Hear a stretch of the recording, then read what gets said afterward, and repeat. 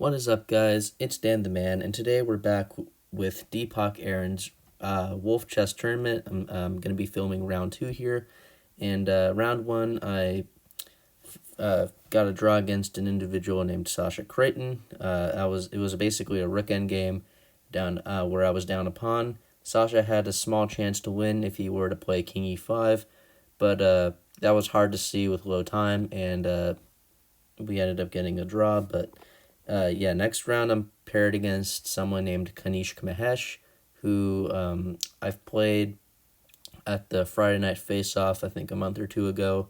And in that video, I talk about getting into time pressure and eventually losing to him. I hung a rook in a few moves. He found a combination to win a rook, and I basically resigned on the spot after he won the rook. So yeah, he currently has beaten me, so I'm hoping to even the score here. And let's just go ahead and jump into the action. There wasn't really much time to, wait between games. There's only like a 2 hour gap, and with this time control, the games take roughly that long. So there wasn't a whole lot of time to, stretch your legs or walk outside or something like that. So the game started essentially almost immediately. So yeah, without further ado, I'm just going to go ahead and jump straight in. So I'm playing with the white pieces against Kanishk Mahesh, and I start the game with e4. And like in the Friday Night Face-Off, Kanishk went c5, going into the Sicilian. Knight f3, and I can't remember which move he played in the Friday Night Face-Off, but here he played the move d6, which is one of my favorite replies from black because for some reason I really like the canal attack where you play bishop e5 check, because in my opinion I just like the fast development for white, and then you can castle really quickly. That was my main preference for this sideline of the Sicilian. So yeah, bishop e5 check, he blocks, I trade, and castle. That's my favorite system to play against. Kanishk went knight c6, I went c3, and I went knight f6. And when I was looking at different replies that white could do, one of the moves that white can play here is a gambit. It's called, I don't even know what it's called.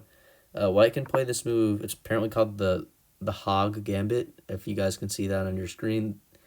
I've never heard of this gambit. I didn't even know this was theory. I can apparently, if I wanted to, gambit this pawn on e4.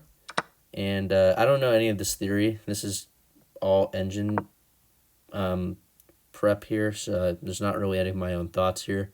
I'm supposed to go d5 to push the knight. 95. Keep in mind I would never go into this in an over-the-board game because I only learned about this gambit idea like yesterday. So, and practically speaking, I probably wouldn't play it anyway. So after 95, I could have, played rook e1. Kanishk would take. Assuming we both play perfect theory, he'd retreat backwards. And then I'd anchor my pawn on d5 with c4. Kanishk would try to trade queens with queen to g4. I don't want to trade because I would be going to an endgame down a pawn. And I'd play a move like queen to b3 to hit his b pawn. And black could go back to defend.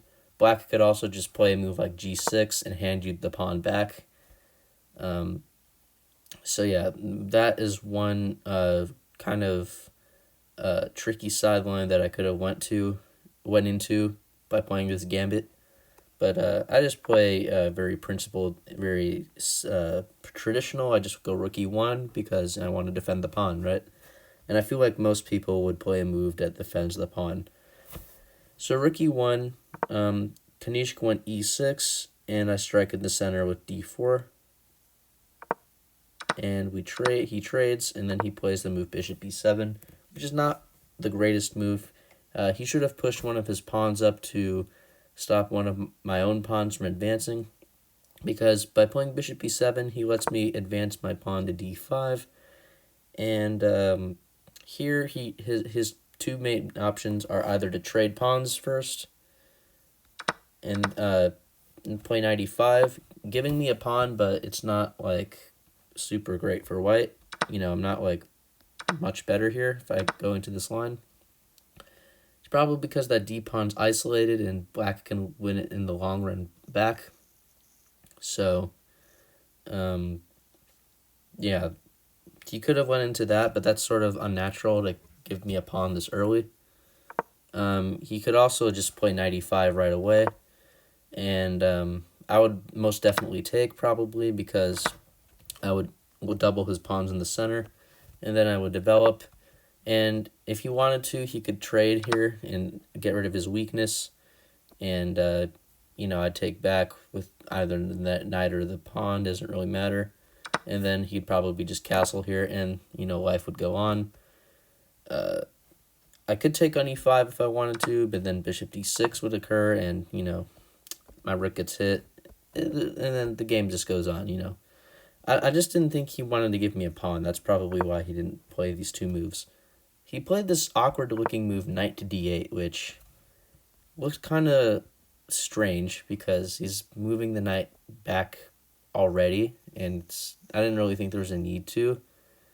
It's kind of a weird place to put the knight when he could have just done the other two options I mentioned, but I kind of get it. He didn't feel comfortable handing me a pawn. But my move that I play isn't...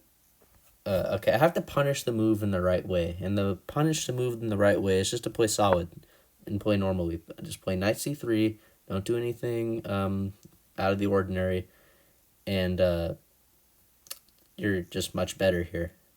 The reason you're much better is because, as I said, black's knight's very awkward. You have some more central space, and I don't know. I guess I'm not a fan of close positions, so I was kind of not wanting him to go e5 here and making the game sort of less dynamic and more boring, you could say, because close positions often don't have as many tactics as open positions. But even here, I still have way more space than black, and this would be more than enough for me to have a clear advantage in the middle game. So I'm assuming that's why I didn't I'm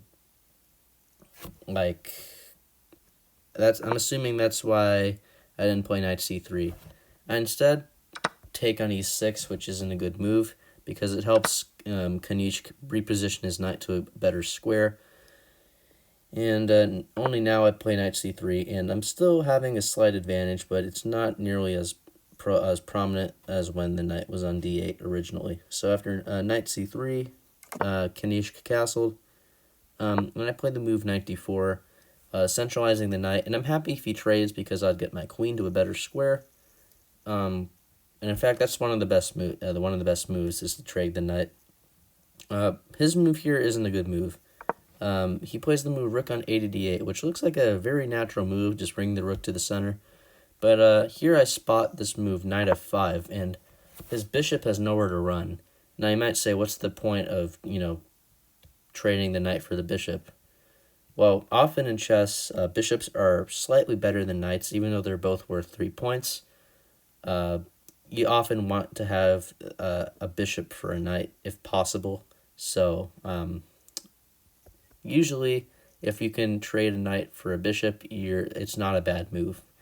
Now, you guys might say the position will depend, and that's true, but unless there's a specific type of position present, you generally want to have the bishop pair rather than the knight pair, or have an extra bishop than your opponent. So knight f5 here is a great move, and here Kanishk makes another mistake. He plays knight c5, and another idea of knight f5 was to set up a pin. So I first play this move, bishop g5, and this got Kanishk thinking for a very long time here. I remember just walking around looking at other games, and I look over at my board and Kanishk is still thinking. So after bishop g5, this is very annoying for black for many reasons.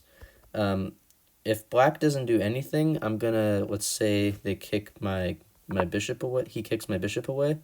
My whole idea of playing knight f5 was to trade that bishop off, and then hop my knight into d5, and I'd be hitting his queen and hitting the knight twice, and he'd move his queen somewhere.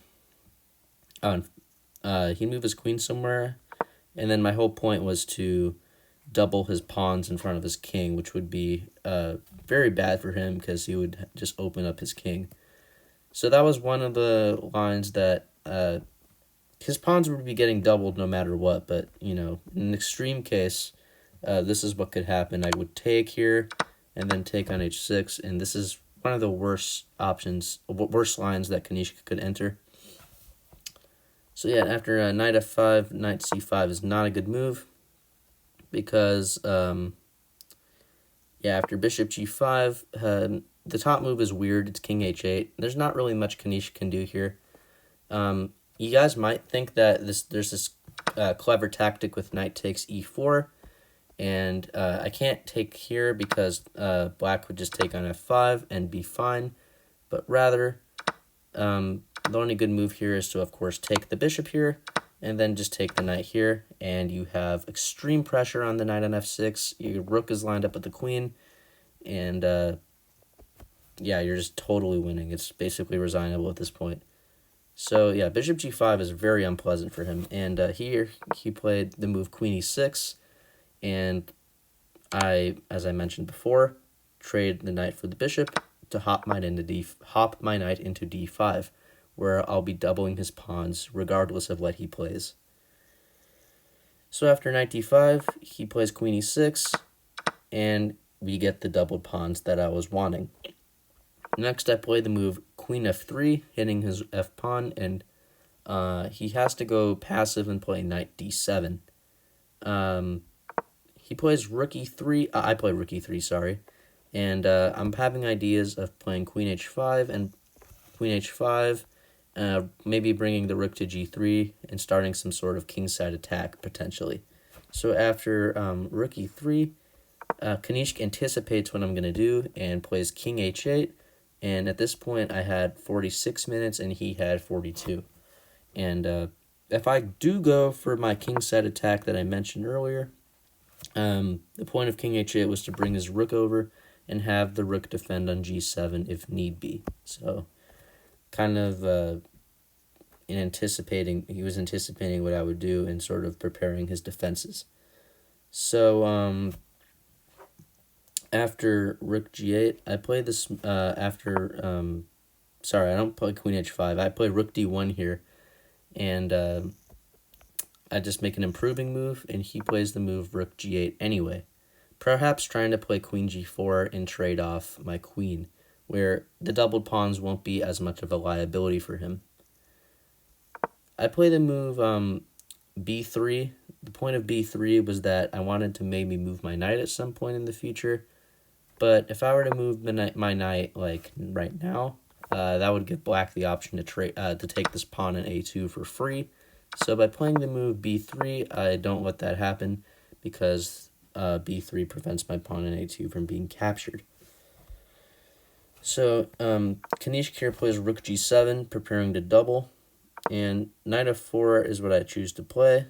He goes queen e7, and for a second I thought that, maybe I misplayed this. I didn't know it was +3 over the board, because I'm like, okay, I've given him the g file, and he's going to bring his other rook to g8 and have some pressure on my king. Maybe his knight would hop to e5 to hit my queen. I don't know. I feel like I was giving him some chances to get back in the game. That was what I thought.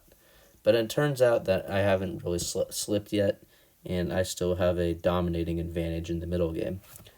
So I don't know, but I didn't really see what else to do, so I just went back to d5. I repeated twice, and he went to e6. And I feel I don't want to go to knight f4 again because we'd be approaching threefold repetition. So I think for a few minutes about what else I can do in the position. After queen e6, I just play the move h3. Never a bad idea to create a flight square for your king so you don't get back rank mated. Just a rule of thumb here. And I notice here that I'll show you rook d8 after I explain here. So after h3, I noticed that he's very cramped, essentially. He can't really move a lot of his pieces. His knight and queen are glued to defending the f6 pawn, so he can't go knight e5 here because I would just take on f6 with my queen. So his really only viable option here is to double on the g file. And he's hitting my g pawn, so I go knight f4 to hit the queen and defend the g pawn at the same time. He goes queen e7, and here I just play this preventative move g3, so that way my knight isn't stuck glued to defending the g2 square, and I can move my knight to do other things if I want to. So I'm just sort of stopping any of black's plans to create counterplay. And I still have a very strong advantage here because of black's pawn structure and the fact that they're sort of tied down and their pieces are very passive. So after g3, I had 32 minutes, and Kanishk played rook c8. He sort of switched gears. Since I played g3, there's not really any pressure on the g file anymore. So he played rook c8 and wanted to switch gears. And here he had 31 minutes. I played knight d5. It's kind of funny. I'm moving my knight from d5 to f4 a lot so far. He played queen e6. And I could defend the pawn with king h2 or something, but another good move I see is queen f5. And I'm offering to go into the endgame.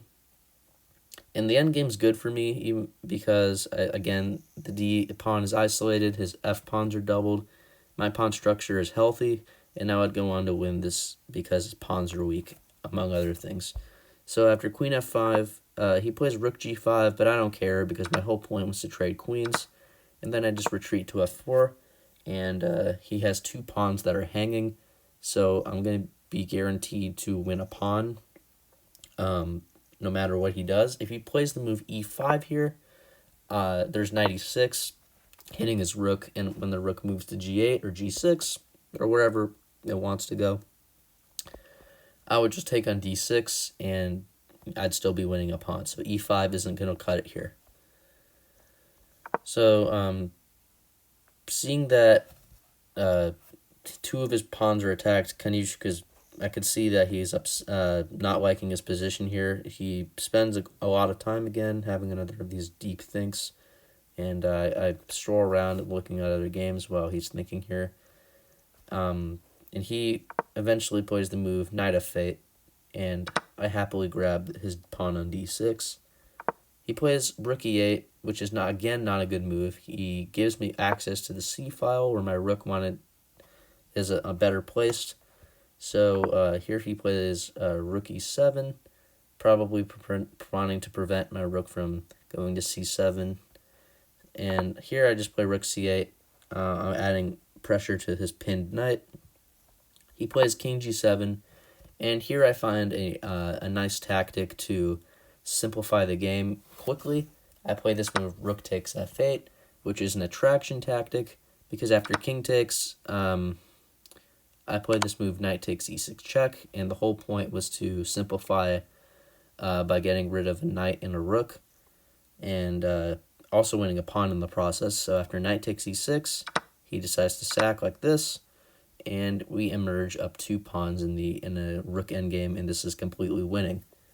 What's funny though is that after king f7, my rook actually only has 1 square to go to, so my rook is actually almost trapped here. So, but luckily I can just go to d6 and we're fine. So the rest of the game doesn't really need much explanation. Rook d6, king e7, rook d4, rook c5, king g2, king e6, b4, rook c2, attacking the a pawn, a4, king e5, rook c7. I'm gonna win his b and a pawns now if he lets me. He goes rook a2, attacking the a4 pawn, but I just play a5, and there's still no way to defend his b and a pawns. So he plays a6. I'm now up 3 pawns now. This is totally hopeless for black. Rook b2. I grab his h pawn. He grabs my b pawn. I go rook a7. His a pawn can't be defended. Everything's falling apart. He plays rook takes e4, and I don't even take his a pawn because I realize that I can just trade the rooks off and enter this completely winning king and pawn endgame. I play h4, and after his king moves to d5, I play king f3, and in this position, Kanishk Mahesh resigned the game, and yeah, we get a pretty chill game in the second round. Not really any critical moments here. I think the main mistake for him was retreating back to d8 and allowing bishop g5 and the doubling of his f-pawns, and it just fell apart from there for him. So yeah, and if we look at the accuracy here, I played really well with an accuracy of 94.2, but to give him some credit here, he also didn't play that poorly. He played at 88.2. So yeah, I think here I just sort of outplayed him. He didn't really make any serious mistakes, based on his accuracy. So yeah, that's my take. That's my take on how the game went. So yeah, I'm happy that we won this game, and we have a score of 1.5 out of 2, and it was also, I went to go get lunch right after that. There was a break built in for lunch, and it was nice because I wanted my mind to rest before round 3, which round 3 game, I don't want to reveal too much, but round 3 game was probably one of the most chaotic and exhilarating games I've ever played in my life. So stay tuned for that. That's definitely my favorite game of the tournament. And yeah, I don't want to say too much because I'll talk about it in the video I'll make soon. So, but yeah, I hope you guys like this game. If you like content like this, please don't forget to smash that subscribe button, leave a comment, let me know what you think of the video. And until next time, have a great rest of your day or night. Bye.